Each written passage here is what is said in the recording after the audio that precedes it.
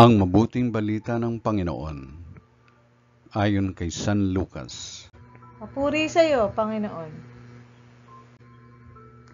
Noong panahong iyon, sa paglalakbay ni Jesus patungong Jerusalem, nagdaan siya sa hangganan ng Samaria at Galilea.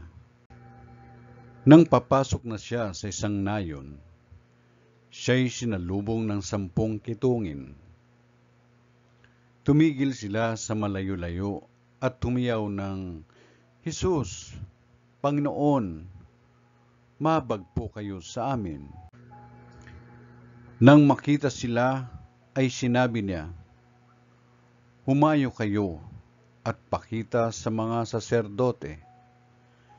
At samantalang sila'y naglalakad, gumaling sila.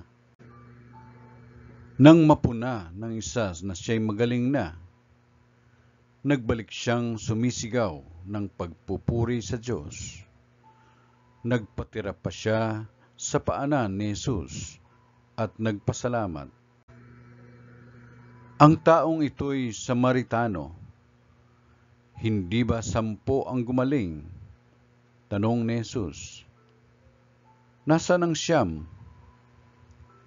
Wala bang nagbalik at nagpuri sa Diyos, kundi ang dayuhang ito?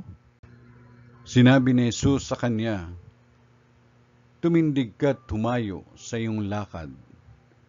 Pinagaling ka dahil sa iyong pananalig." Ang mabuting balita ng Panginoon.